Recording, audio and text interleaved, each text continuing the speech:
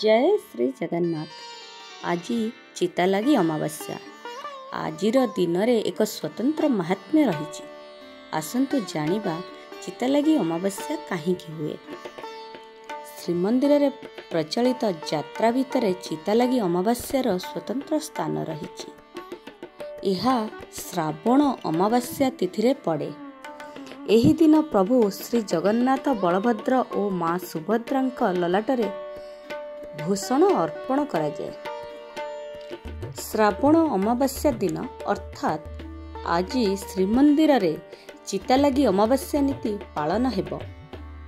आज महाप्रभुंकर स्वर्ण चितालागी होइथाए। हीरा लीला एवं माणिक्य परिधान करती चतुर्धा मूर्ति। विभिन्न प्रकार अलंकार रे तैयारी होइथिबा आकर्षणीय चिता को श्री विग्रह मानक मथारे लागी करा जाइथाए।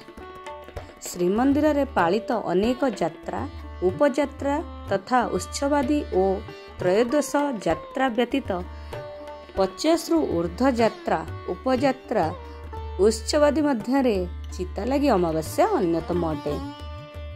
बड़ ठाकुर श्री बलभद्रंक नीला चिता मझिरे एक बड़ नायक मर्कत पथर रहिछि।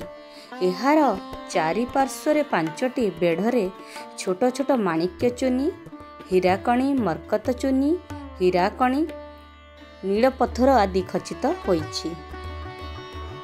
महाप्रभु श्री जगन्नाथंक हीरा चिता मझिरे नायक हीरा रहिछि।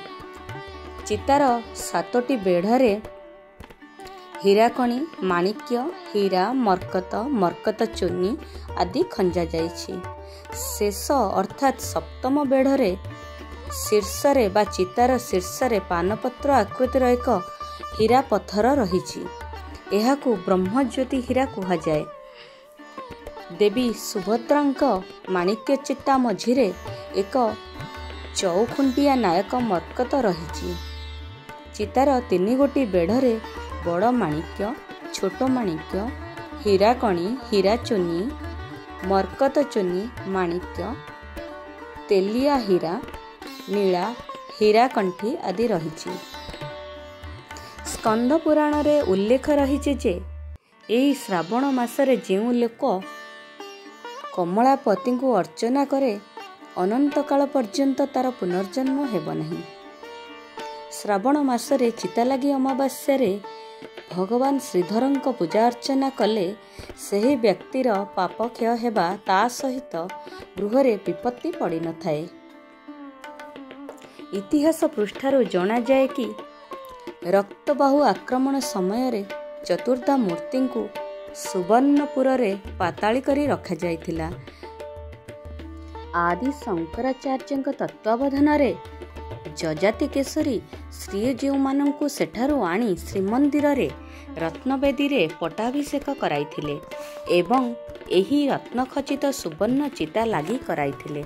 सेही दिन ठारू ओडिशार पुरपल्ली श्रावण मास अमावास्या चितालागी अमावास्या नाम रे परिचित होइछि। एही दिन प्रतिहारी निजोग मानंक पक्षरु आळती भोग दिया जाए। एहा ही चितालागी अमावास्यार मुख्य उद्देश्य।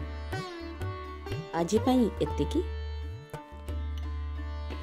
जय जगन्नाथ। ओम नमो भगवते वासुदेवाय।